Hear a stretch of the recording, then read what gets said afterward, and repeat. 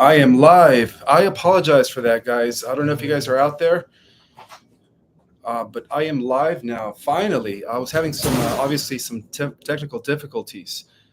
So, is anyone out there? I don't see anyone on the chat. Let's see. I'm just waiting for people to hop on. Hello, hello. Surprise. Hi. I'm just going to wait for a few folks to hop on. How's everyone doing? So apparently I was having some trouble here, guys. I This has never happened before where I press the live button and all of a sudden my screen goes blank. So apparently you guys were able to see me, but I wasn't able to see you guys or see the chat. But here we are. Nonetheless, welcome everyone. How's everyone doing out there? I hope you guys are doing amazing. It is what, the weekend, Friday night. For those of you guys who have the weekend off, please take time to spend with nature, Mother Earth. Go to a park, go to a beach, go to a lake. Just go spend time with nature. This is really, a perfect opportunity for us to begin building a relationship with the elements. Start seeing the elements as living entities. Obviously, they do have a consciousness, just like the planet, and try to create a rapport through a dialogue, believe it or not. And instead of using words, try to use emotion when you communicate with the elements, Mother Nature, and see what you receive on an intuitive level. So it is a perfect time, guys, to rebuild our connection to the bio-living system that we are a part of. And in so doing, we're going to also have access to develop a strong connection to the cosmos through Mother Earth. Since Mother Earth is the ark of the multiverse, and what I mean by the ark is that the Earth is a bio-living cosmic library containing all the flora, fauna, seedings, DNAs from across all the different universes that fall within the periphery structure of Orvonton, the super universe of Orvonton. Which brings me to a very important topic, guys. I've been wanting to share this with you guys. This is actually, let me put my glasses on so I could read some of the comments here. How's everyone doing out there? Yes, I apologize. When I first went on, something happened to my computer. The entire screen went blank and I couldn't really see anything. So I had to go ahead and schedule a brand new live here. But here we are, guys. So going back to, why is the Earth the most coveted planet in the multiverse? All right. Why is the Earth? That is the biggest question. Why does every extraterrestrial out there covet not only the genetics of humans on Earth, but also our resources, guys? All right. It's plain and simple, guys. Plain and simple. One second. All right. So the reason being is because as we enter this new Earth that has already been here on a different harmonic universe, we're also going to be, you could say, beginning a new major cycle known as the 13th cycle. So we're finishing up what is known as the 12th creation, and we're going to be entering a whole new cosmic era that is known as the 13th creation. And guess who's going to be the germinating seeding planet of the 13th creation? That is going to, where the earth stock, believe it or not, the divine stock of the earth, and that includes all the species, the animals, all living things, are going to be used to germinate new worlds and galaxies that have recently been formulated with proper ecosystems, living conditions, oxygen, everything needed to support land life, marine life, and everything, guys. So that is the reason why the Earth is the most coveted planet, is because it is the germinating seed of what's going to kick off the 13th creation, or the 16th cycle. And that information I'm actually going to be covering in my next book. I'm going to be talking about the importance and significance of Earth being the germinating planet and at the epicenter of the multiverse, kicking off a whole new cosmic cycle of experience and and being and stuff. So that's the reason why every race covets the Earth, guys, because they're after, most importantly, our genetics, of course, but our resources are just as valuable, okay, as our genetics. Now, I want to welcome everyone here. I acknowledge each and every single one of you guys. I'm not going to just mention names because I know there's 266 people watching, but I do want to thank and acknowledge everyone for being here. Thank you so much, guys. So let's also talk about, and I've mentioned this before. Um, let's talk about racial. I mean, in obtaining, not obtaining. I'm sorry, in preserving the original angelic blueprint, which is the indigo race. Let's talk about why throughout history the forces of light had to protect this divine stock. When you think about it, when you study the old books of the Bible and you read about how the early Israelites were not able to intermix with other tribes, especially from Canaan or other Canaanites, as they were calling Azarites. I mean, not the Azarites. I'm sorry. There were different Ananites, but they all came from the land of Canaan, which was heavily infiltrated and contaminated with reptilian genetics from Babylon. Okay, so that explains why in the Bible it was camouflaged as blemishes, and of course illnesses, blemishes and illnesses. And so that's why the early Israelites, which were the race that pretty much preserved the original angelic blueprint, going back to thousands of years ago, the 12 houses, and then of course we have the seed of David, Solomon, and what we call the Magi Grail line. So the Magi Grail lines is pretty much what the forces of light have been trying to preserve is the racial purity of the angelic genetics within the Magi bloodline. And so that explains, of course, for those that have studied the Da Vinci Code, Dan Brown did an excellent job. However, he did say it was fiction. He never admitted that, it was actually that it was fact, that, he was trying to say it was just fiction, nonfiction. Fiction. But the information was dead on, like everything he talked about in the Da Vinci Code, guys, about the Knights Templars, and of course the priority of Zion, which has to do with what? The Holy Grail lineage of the Magi line, okay, of those that are part of the original angelic seed. Now, according to some other records beyond the Da Vinci Code, the name of that inner core society that the Knights Templars protected was actually known as the Holy Order of the Grail. The Holy Order of the Grail. Okay, and the Holy Order of the Grail, later, of course, after its suppression, were very instrumental in the development of certain cultures in France and in Spain, such as I think they were called the Cathars of France, and the other ones were called the troubadours of Spain. These were cultures that actually lived in harmony with one another. Everybody was, spiritual. Everybody understood how energy worked. Everybody was into the natural holistic path, crystals, the usage of stones, connecting with the elements. These were cultures that existed throughout Europe in the middle of the Dark Ages. The first one was called the Troubadours, which was created by, in northern Spain by, of course, the descendants of the Magi Grail lineages. And then the second was called the Cathars of France. And, of course, the winners always rewrite history. But unfortunately, the Cathars of France, which managed to flourish for almost about 150 to 200 years, were also completely obliterated and slaughtered during the Albigensian Crusade.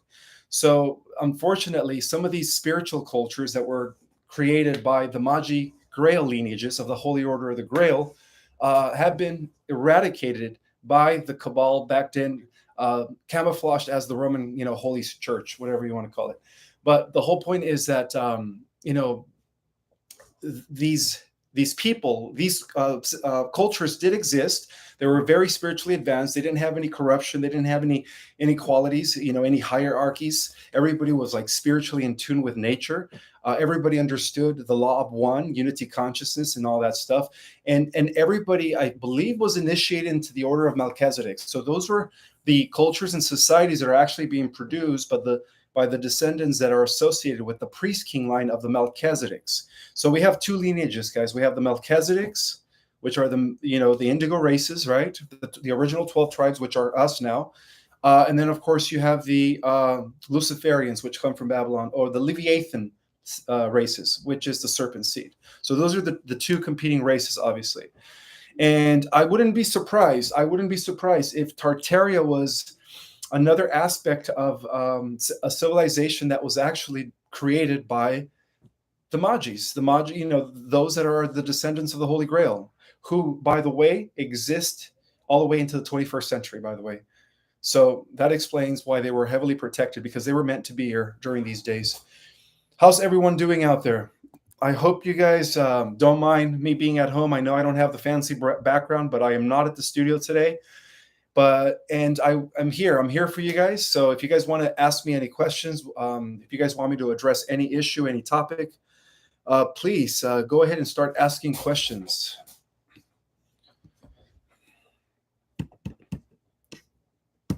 Let me see.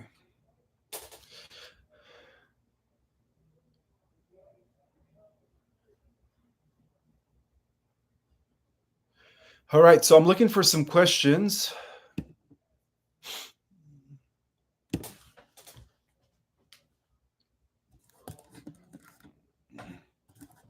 See, I don't want the light in my eyes, but there we go. Perfect. Okay, so I'm looking for some really good questions. 1 second, guys.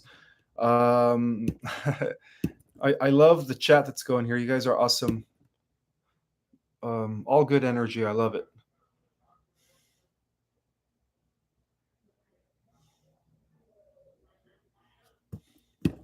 If you guys have any questions, oops, what happened? Okay, so did I lose? No, that's not it. Okay, so for whatever reason, guys, I can't see you guys. My screen just left. Why? It's like I'm back to a blank. I don't know what's going on with my computer, guys. Literally, my computer has a mind of its own. It's doing its own thing here. I was completely rebooted out of my live, taken back to my home screen, not knowing how to get back to the live. But then I clicked on the browser and it popped up. So here I am, guys, once again. This AI. This AI knows I'm onto it. Let's see. That's another thing I wanted to talk about, guys. I believe that reality in the higher dimensions is also correlating to the future, our future, you could say timeline, because as we evolve into higher dimensions, we become more futuristic. So perhaps we all come from the future. Have you guys ever thought about that? If we actually time traveled right back into here at this time, knowing that we were going to be at the crossroad again between the organic evolution and the inorganic evolution, and we were meant to, come back and help a lot of people be part of the organic evolution. Why wouldn't we volunteer to come and help, alter a future, dystopian society that is controlled by artificial intelligence? It just makes perfect sense. So imagine if we had memories of who we were in the future as we connect with future selves. All right, this is a good question from Leonardo Jones. Leonardo Jones. Thank you for the donation, brother. You want me to talk about the feline races of the Lyra system? Okay, so the feline starseeds. Well, believe it or not, guys, before the human beings came into existence here on planet Earth, let me open up the door. Oh, and by the way, I do have a fan now.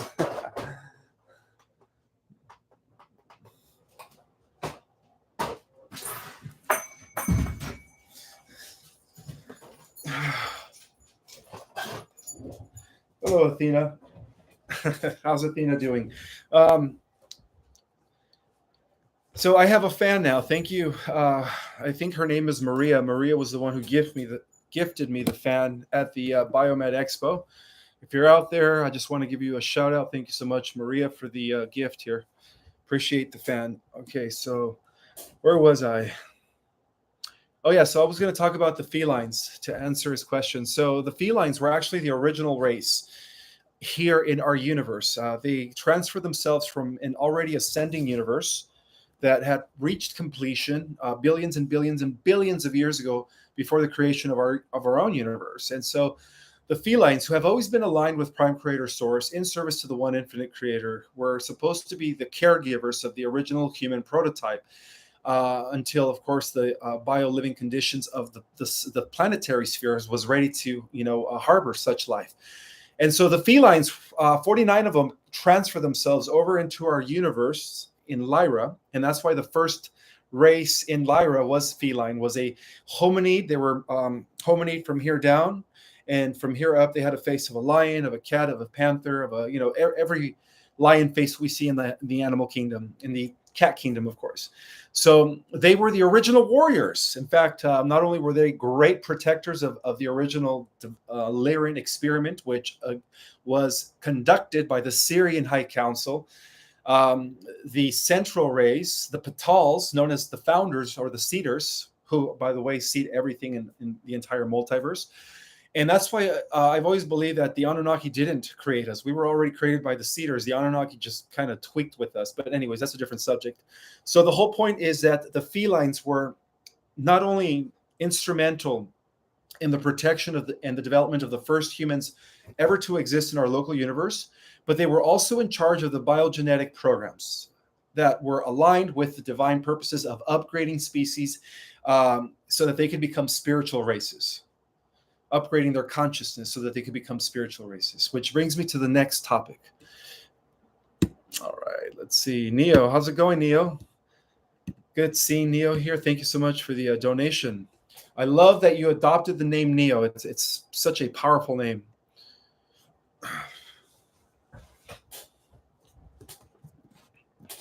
Kat in Canada, thank you so much for the donation, my sister. All right, so your question is, hi, Ishmael. Good evening. Let me go ahead and... Oh, wait, I lost the question. 1 second. Okay, hi, Ishmael. Good evening. All your incredible galactic Jedi's question, is there a place in the Bible that talks about the solar flash? There is, actually, in the book of Revelation, when it talks about how there's going to be a transmuting flame. Technically, it's also camouflaged as a return of the sun, but it's like SUN, the return of the sun, like meaning the sun is going to be, the solar flash is the ignition that's going to activate the Christ mind within all of the light warriors and light workers. So I would say that, yes, in a metaphorical way, it does talk about a harvest due to something released from the sun. There's a harvest, and then, of course, the righteous, become exalted and the wicked become eliminated. So it does talk about that split, definitely.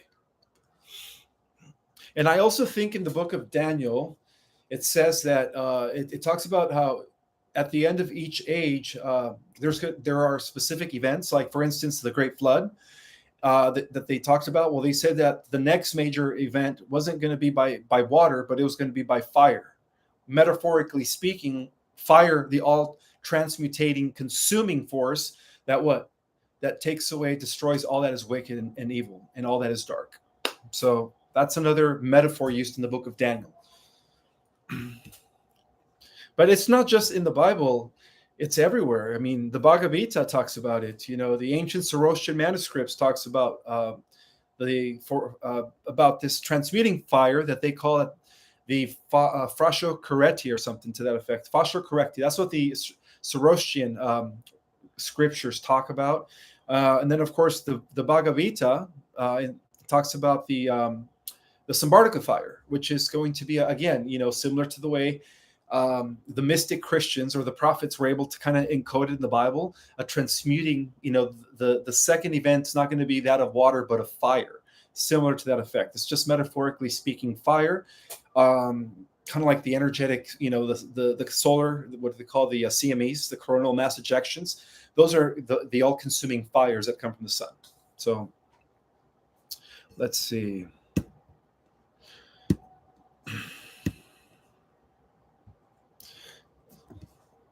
How's everyone doing out there? I hope you guys are doing awesome. Today is Friday evening here in Southern California.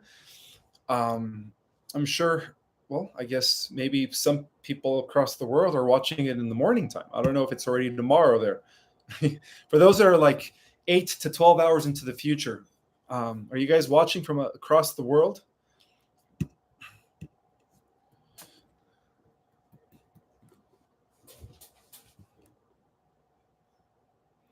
All right, so let's look for more questions.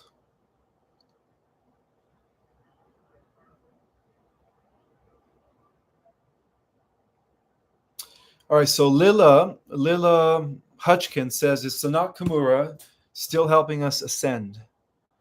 So, let me see. Did I read it right? All right, so yes, Sanat Kumura.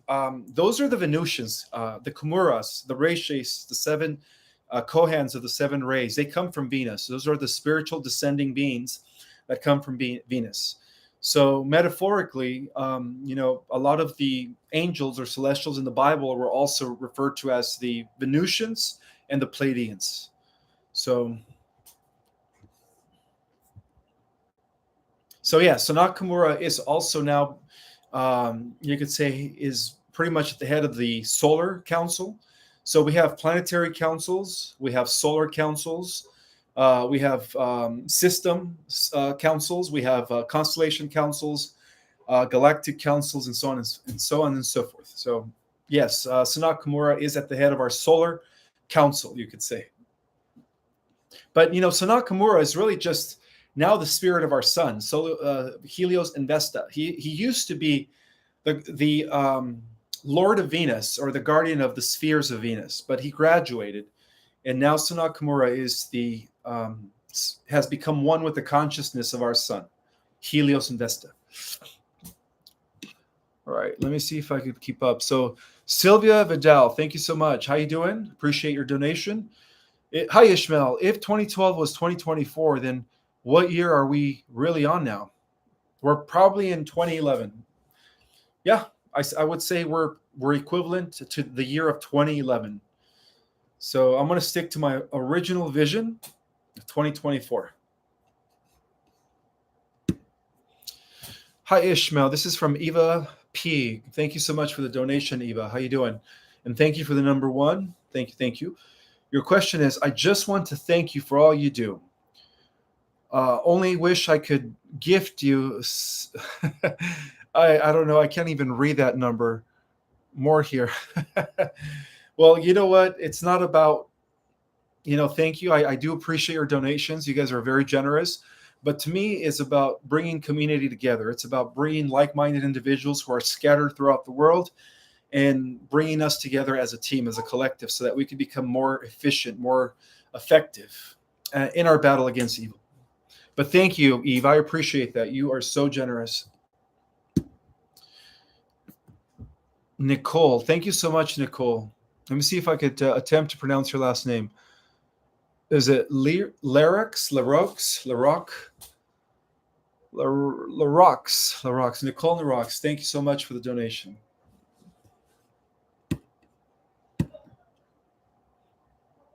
And also, Tolene. Hi, Tolene. Thank you so much for donating as well. Thank you for being here.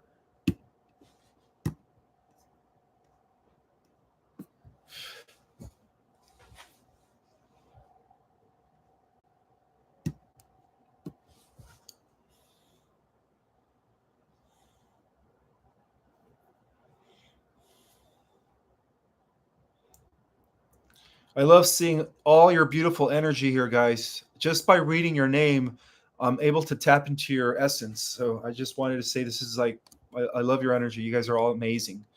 Keep vibrating the way you are, guys. Let's see. And yes, please smash the like button. Thank you for the reminder. Thank you, Neil. Let's see. Any more questions? I'm looking for questions. I'm sure many of you guys have questions for me. There's 549 people. Come on, guys, give me some questions.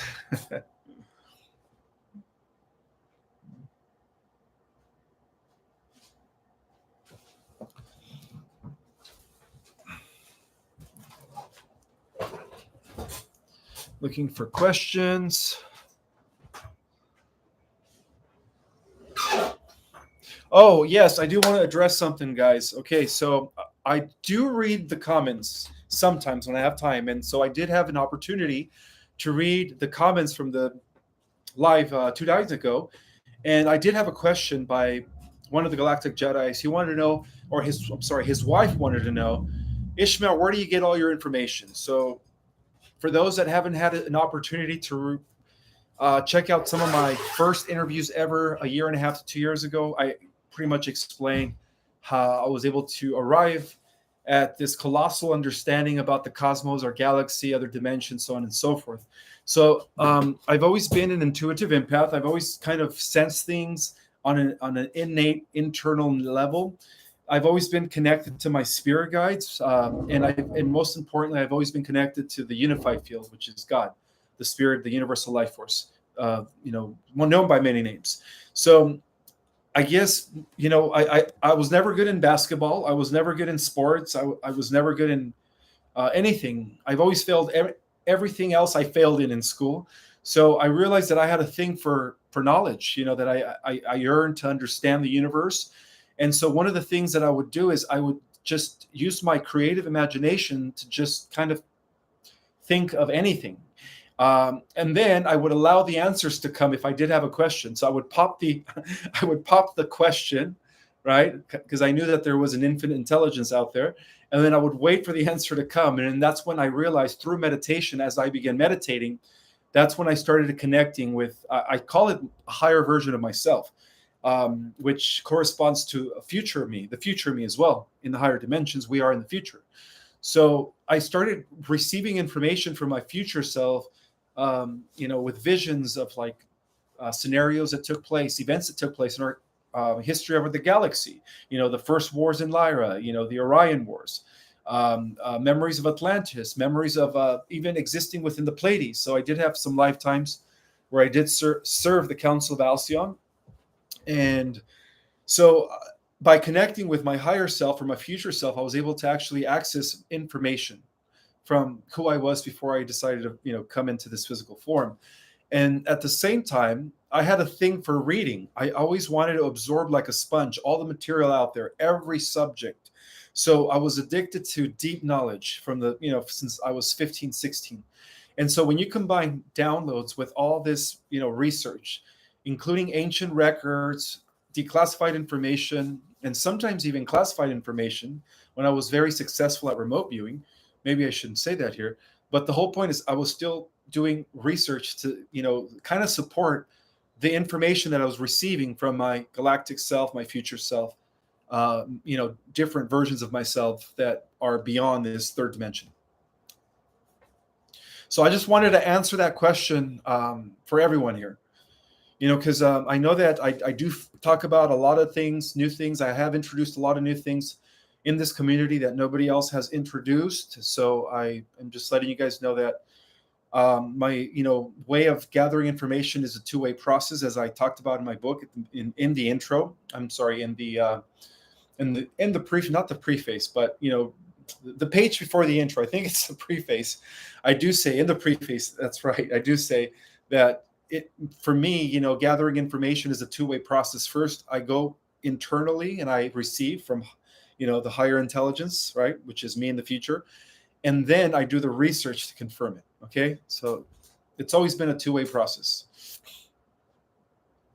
I just wanted to throw that out there for everyone.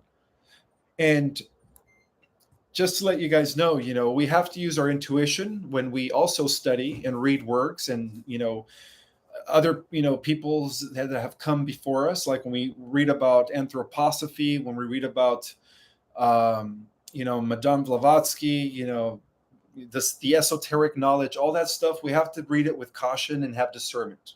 We still have to have discernment. I know a lot of this knowledge is like within the last 20 years has like boomed into our world like never before. But we also have to have that discernment when we read anybody's work. All right. So I always encourage each and every single one of you guys to question everything and only take what resonates, of course, and then what doesn't resonate, you could discard it, So that's, I've always believed in that. Hi, Ishmael. So Eva P, let's see. I've already read that. Ricky Lee. Okay, so Ricky Lee 1111 has a question. Thank you for the donation, brother. I appreciate that. Your question is, will the fourth dimension still have to deal with AI? No, not in the positive, not on Terra, not on the fourth, fifth, and sixth harmonic or density within harmonic universe 2. No. AI is not going to exist there. AI is going to go into a different timeline where they use CERN to create, of course, the Sentient World Simulator, programmable matter and advanced, artificial, you could say alien technology, whatever you want to call it. But the whole point is no, not in the fourth dimensional Earth. In fact, in the fourth dimensional Earth, we're only going to have like positive technologies that are not hazardous for the environment, that are actually good, for the ecosystem as well as for humanity and everything on the planet. So that's what we're going to be doing in the fourth. But remember, guys, that at the end of the millennium, after 1,000 years of peace, which gives us enough time to, reach higher levels of power through our dormant DNA, right? We're going to be able to pretty much have that final war against the AI, mania, whatever you want to call it. The beast, right? The beast.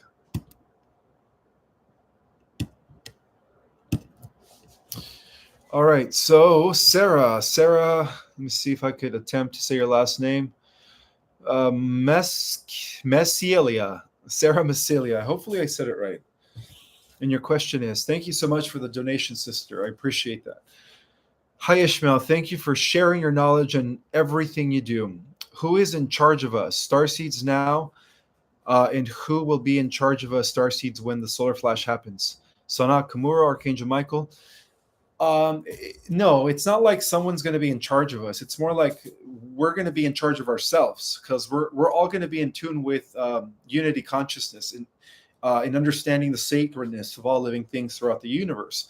So by that accord, we're going to be sovereign unto ourselves. However, yes, we are going to be part of a council here on the earth through the activation of our dormant DNA. As we become extremely superhuman, like gods and goddesses, we're going to be able to actually not only protect this planet, but we're going to be able to protect the entire universe from this earth. And so no one's going to be above us. Again, Metatron, Michael, Sanat Kumura, those are all archetypes. They exist within us, guys. They're not separated beings from us. They are us. They are us at a higher level of consciousness. That's what they are. All right. So we are part of the body of Sanat Kumura. We are part of the body of the seven Kohans, master spirits, whatever, cosmic rays. We're part of the body of Michael. We're part of the body of Melchizedek. We're part of the body of Metatron. So we're all that exists also within us, and they are actually future versions of us. It's all interconnected. I hope this makes sense. So the ascended beings of light, the Maharishis, the cosmic rishis, the avatars, those are what we are in the future. We are all avatars. That's what we are. Okay, so Sarah has a question.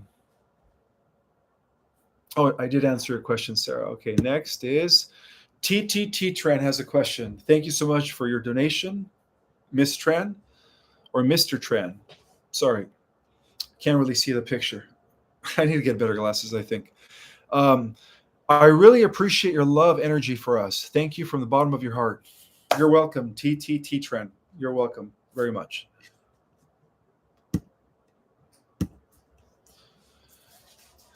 Liz M. Neves. Liz M. Neves. Thank you so much for the donation and for the number one. Thank you. Thank you. I appreciate that. Do you have a question, Liz? Okay, so Alien Girl 1111 or 111. Alien Girl 111. Welcome, welcome. Thank you for being here. And thank you for the donation. And your question is, awesome, amazing information, Ishmael. I'm super excited about you coming on my show tomorrow. Thanks for all you do. This is so uplifting. Oh, you're welcome, sister. I'm excited about coming on your show as well.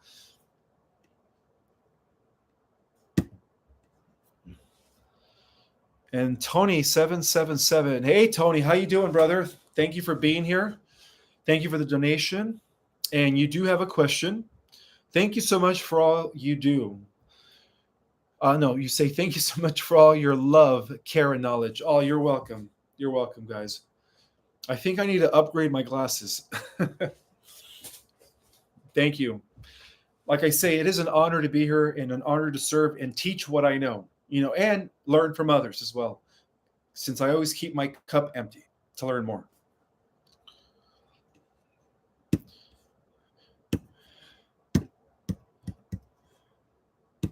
The best attitude to have, guys, even for the woke community, for those that have this understanding, this higher, this unique knowledge that the masses really don't have access to, is to always like remember that it's good to, as much as we are students or teachers, we could also be students.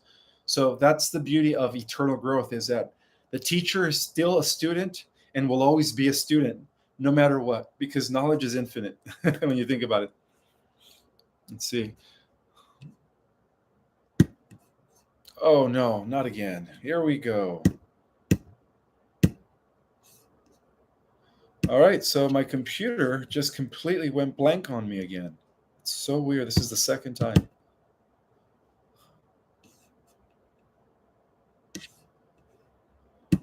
Oh, guys, again, my computer is messing things up for me. This is so weird that this has happened twice already, where all of a sudden my entire screen goes blank and I'm back at my homepage. That was second time. This is crazy. So yes, apparently it is of my opinion that I think that this thing, whatever is inside this gadget, this laptop, is sentient and it is autonomous and it's aware of itself. I've come to that conclusion years ago, but I do believe that it is. Anyways, moving on. Oh, here we go again. Okay, am I pissing you off, whatever you are?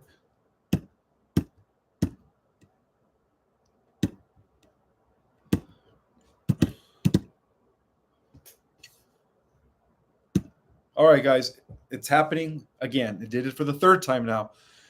So I don't know what's going on, but something is definitely messing with my computer today. All right, that's no joke. All right, so let's continue here.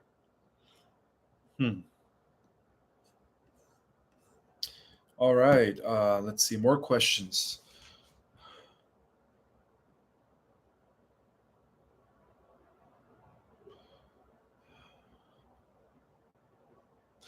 Okay, so I know a lot of people. I don't know if you guys know my take on who the Antichrist is, but I'm going to stick with what I've come to discover based on everything that I've ever gathered. And to me, the Antichrist is the machine. It is technology, artificial intelligence. That's what the Antichrist is. Self-thinking machines. Because I know a lot of people used to think Obama was, or certain world leaders, but no, those are actually not even the real families that have the reptilian human hybrid bloodline. Those are just puppets, and they've always been puppets. The real families that are actually part reptilian, part human, are like the international bankers and above. The committee of like there's technically only like 300 people really on the planet who suffer from a very high concentration of reptilian genetics that are just they're they kind of behave like reptilians, all consuming, manipulative, narcissist, selfish, psychopath, all that stuff. Anyways, that's a different story. Let's see. Oh God, it did it again. it's definitely not liking me today.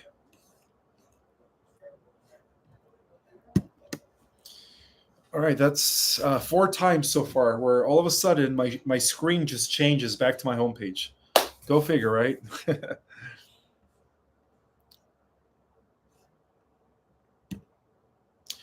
Thank you, Brian. Thank you, Brian Welsh. Thank you so much. I appreciate your little cartoon character. And thank you for the donation, brother. Thank you. Let me see. Let's get to some questions here. I'm going to do my best to not touch my laptop here so it doesn't, mess with me again.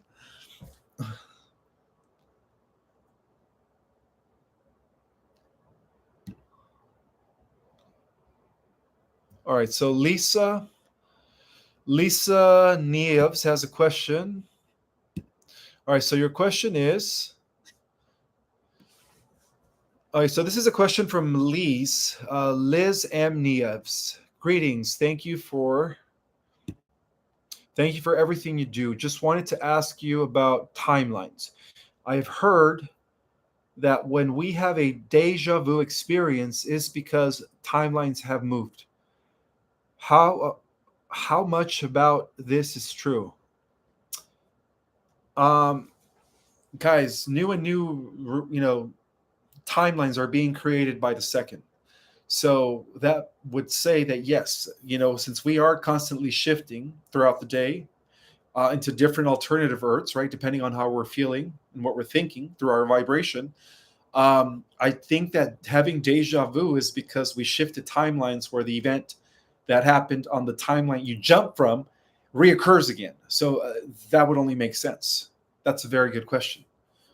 It's not how can I say, it's not an accident that they're really pushing these movies about the multiverse, the many worlds. Um, there's a lot of truth to that, guys. There's a lot of truth to that. All right, so Leonardo has a question. How you doing, Leonardo?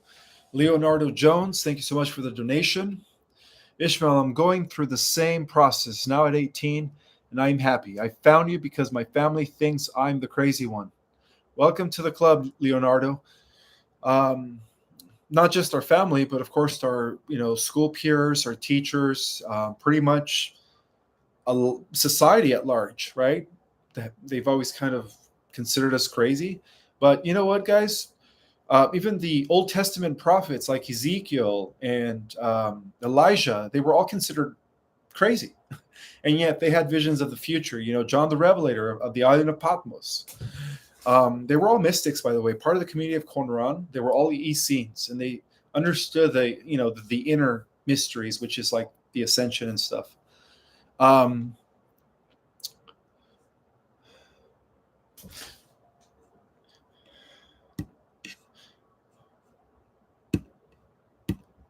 all right, so let's read some more questions. We have exactly 41 minutes. We have 20 more minutes to go.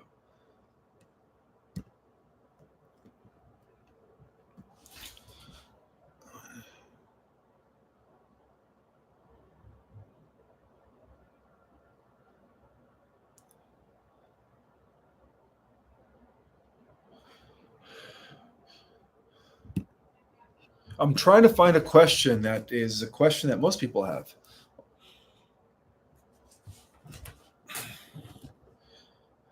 Let's see.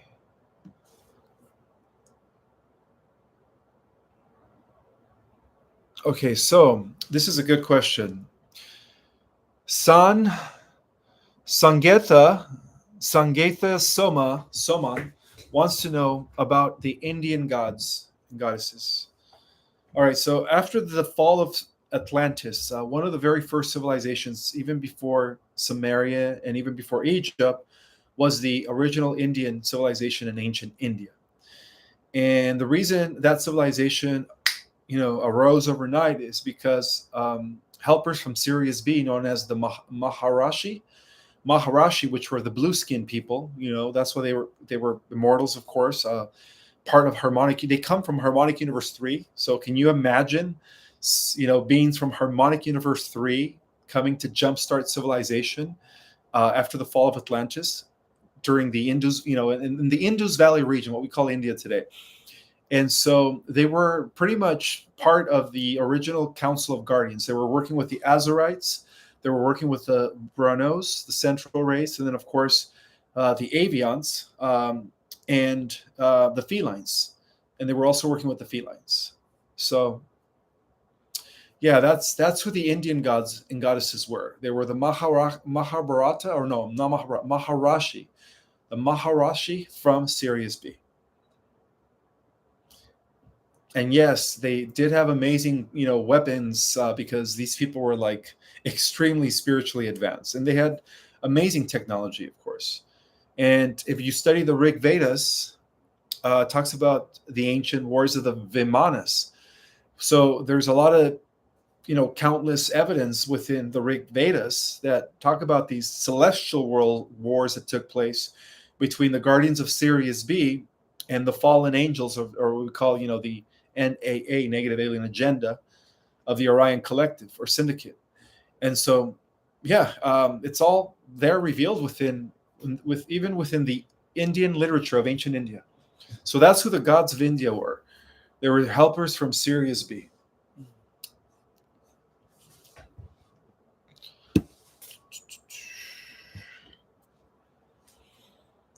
All right, Violet, thank you so much for the donation. Thank you for being here, Violet. And your question is, hi, Broster. Cheers from LV and V temps. Temps will be way cooler this time, 85 degrees. We'll see you at Luxor event, Stairway to Stars. What is your prescription? What is your prescription? What do you mean my prescription? I don't understand that question. My prescription. Well, thank you so much for coming. It's going to be a beautiful event. I will be presenting, giving a elaborated PowerPoint presentation, breaking down the entire cosmic structure and the levels of reality and the different councils, the different beings, the history of the Earth. It's going to be mind-blowing, guys. It's going to be mind-blowing. Elizabeth Hutchinson, thank you so much for the donation. Your question is, glitch me. Okay, question was, who caused the Great Flood in the Bible and how was this accomplished? Thanks for doing the lives. Look forward to them. Okay, so the reason the flood happened was because, okay, so first of all, there were two floods. You know, we don't always get the full history. Like many have said, you know, a lot of the history suppressed. So the first flood happened as a result of the Pyramidal Wars that took place between the descendants of Marduk, also under the Egyptian name Zet, when he wanted to overthrow Osiris and Isis. Okay, so what Marduk did is he imploded the inner Earth pyramids, the ones that are inside the Earth, and that pretty much held like a watery firmament. That was the real firmament, by the way. It was just a thick layers of just water that exists in our atmosphere. That was just floating water. And so by imploding those inner Earth pyramids in his war against Osiris, you know, this was part of the they used to call the Pyramidal Wars. If you read my book, it's all in there. They imploded the firmament, the watery firmament, so that caused the first flood. Okay. And then the second flood was when Enki was added again, and Enki was creating different animal hybrids with humans. Like, you know, he was contaminating the seed of Adam, what we call the angelic seed. He was trying to, you know, contaminate it by mixing it with like different creatures and stuff and creating lower level types of intelligence people.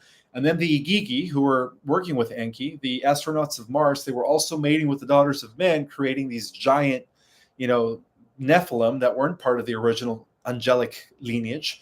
And so because Noah was the only one that out of all the humans on earth during those days still carried a high concentration of pure angelic lineage, and they needed to preserve that line in order to give birth, or in order for the what they call, you know, Jesus the Christ to incarnate in, which is, many people say it's Michael of Nebadon, the creator of our local universe. Some people say it's the Logos made flesh. Some people say it's just he was a high-level Syrian coming down from higher spheres in order to show us the way back up, you know, through ascension, whatever.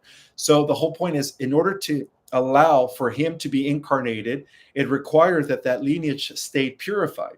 So what Enlil-Sus did is he, in order to destroy all the abominations, all the, you know, creatures and monsters that were roaming the earth during those days that were actually eating humans, is he created a flood by only preserving the lineage of Noah and allowing the angelic lineage, the original, you know, full strand, 12-strand DNA lineage, without it being corrupted, allowing it to continue, which, you know, of course, gave us later Terah, Abraham, the 12 tribes, which is symbolic to the 12 chakras and to the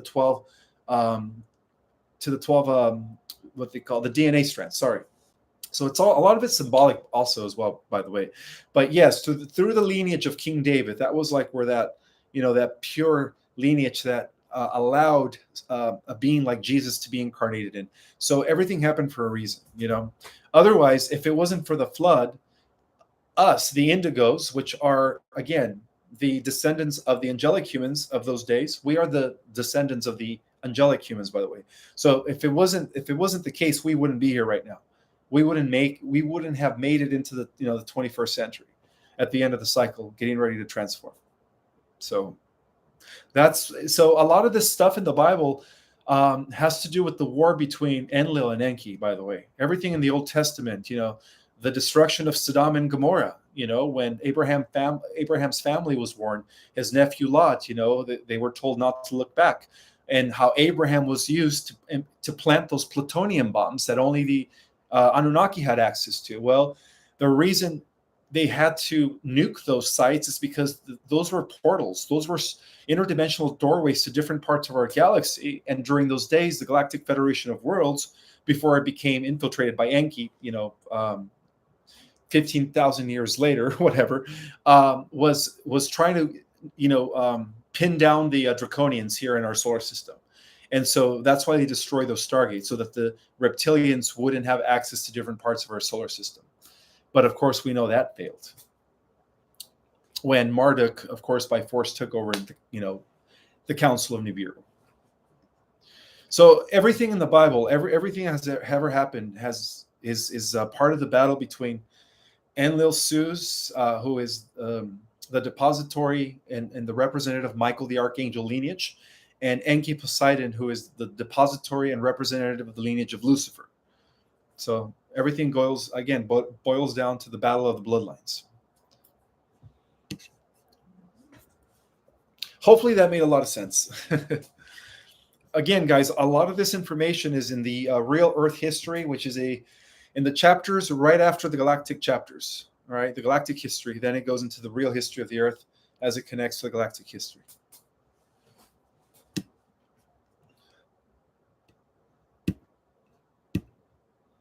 Cosmo Girl, how you doing? Thank you for being here. Thank you for the donation. And your question is, will there be a moon in 5D? In 5D, we're actually going to have 12 moons, right, representing the solar system of the 12. Nibiru will be back. Nibiru is going to also be part of our second sun. It is, again, our star is a binary star system, and it is believed that Nibiru, known by many names, the brown dwarf star, Nemesis, the planet of the crossing, Wormwood in the Bible, is the sister sun of our sun, Helios. So, but again, guys, it is piloted. We have nothing to worry about. It's all, it's all being controlled through it's all being navigated by actual beings. All right, so I want to make sure I don't skip anyone here.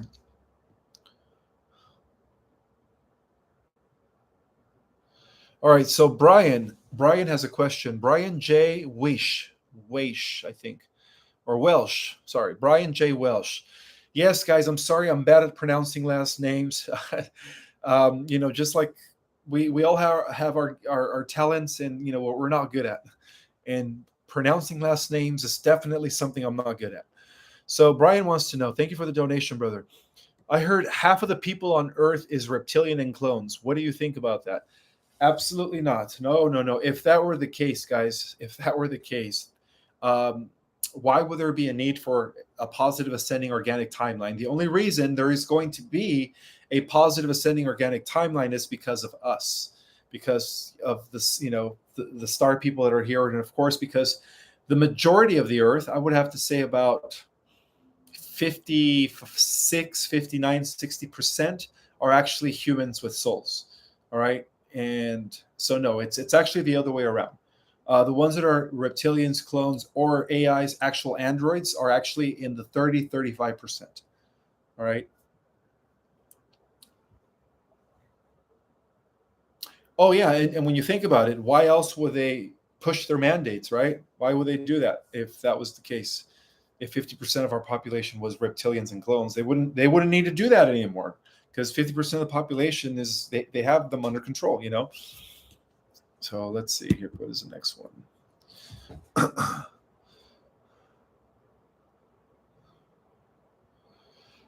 Is it? Oh, let's see if I can pronounce your name. Jasik Kaukau. Jasik Kaukau. Oh gosh, hopefully I did it right. Thank you for the donation. Thank you for the number one. Ishmael, you are the number one, thank you for all you do for the Awakened community. Thank you, sister. Thank you for your support. Again, each and every single one of you guys. Without you guys, I can't really do anything. I have no one to talk to, really. Um, like I did for many years, when I was a hermit. The only things I used to talk to were the plants, the trees, the elements, the air, of course, my dog, or the other dogs that I had prior to her, and the sun, and the galaxy, and the moon. Let's see. Okay, so Vicky Clark. Vicky Clark, thank you so much for being here. Thank you for the donation and for the number one.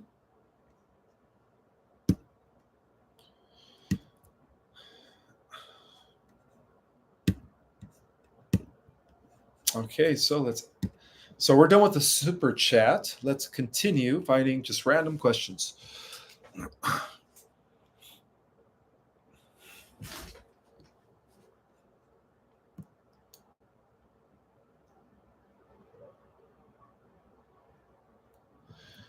So yes, the Indian gods. And I guess some people want to know what happened to all the watchers, right? The custodians of ancient Earth that were here. Huh. Well, that's a very good question. What if I tell you guys that they all went off to go fight in the war against Omega, Sorion Omega, to hold them off a little longer until we were ready to activate, knowing how powerful we were going to become in our potential. Okay, so this is another question from Topaz. Let me go ahead and pin this. All right, so Topaz wants to know, how you doing, Topaz? Thank you for being here. Your question is it possible that a star seed could be born into a family of NPCs? And why would one choose that?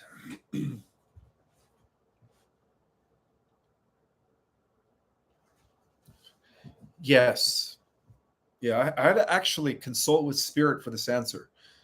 And the answer is yes. And the second part of your question, why would somebody, a starseed, choose to incarnate in a family that are NPCs? Well, this is the way I see it. The greater the challenge, the greater the exaltation. So from a higher perspective, you saw it as an opportunity for growth. You saw it as an opportunity to develop a character, to develop strength through the hardships. I could only understand. You're not alone. In fact, I wouldn't be surprised if there are a large number of starseeds that are born into families that are just, that are NPCs. Think about it. Think about the movie The Matrix, right? Agent Smiths. They're there to try to suppress you, knowing how powerful you are. So it only makes sense. Brother Topaz, my heart goes out for you, for being the black sheep in your family, for having it difficult. But you know what? Our time is coming to rise. And when we do transform, your family is going to actually apologize and come to you and say, oh my God, I didn't even know you were going to be this, beautiful angel. They will, guys, especially when they reveal the truth to the masses, right? On a public scale. All of those people that called us crazy, that made fun of us, that, tried to bully us, they're all going to apologize. They're all going to apologize. All right, so Vicky Clark, thank you so much for the donation for the number one.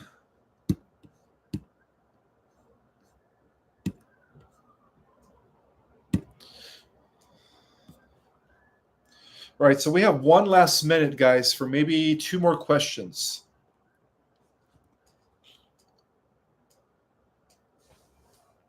Yes, guys, when the information is revealed at large, all those people, including our neighbors and everybody who thinks that we're, quacks, they're all going to come to us, apologize, and then ask us for more information. So prepare to, be their way shower. Prepare to be their teachers. Each and every single one of you guys is going to have an important role in the, critical mass effect that's coming shortly.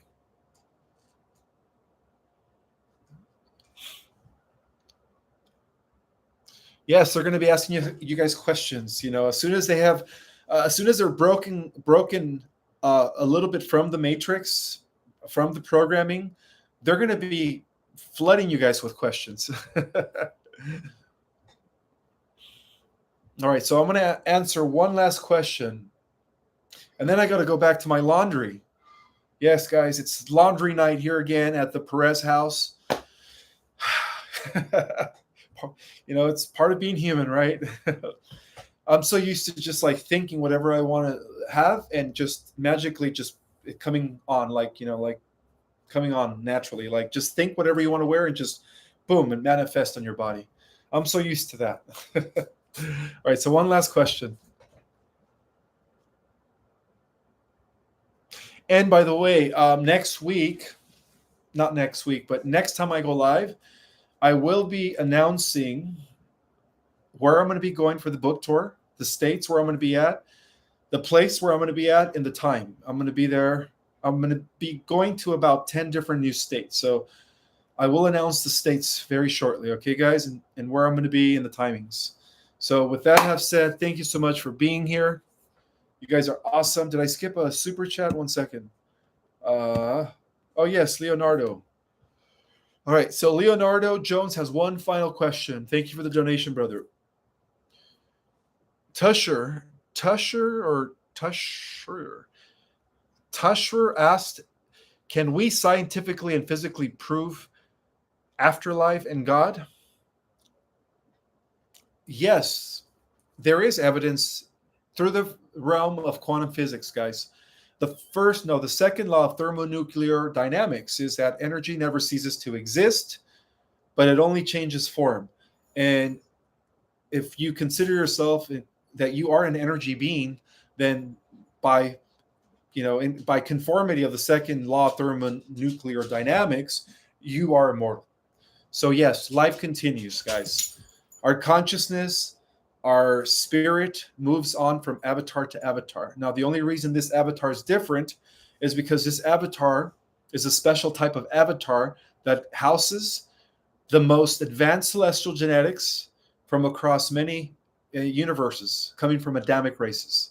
That's why this avatar has a great potential. And that is the difference between other avatars and this avatar. But as we ascend, all we're going to be doing is we're going to be integrating our avatar, or this avatar, with our higher avatars. We're just going to be integrating bodies. That's what we're going to do. Right? So that we could exist eventually in all 12 dimensions. So with that have said, thank you so much for being here, guys, and enjoy the rest of your weekend. May the God force be with you all.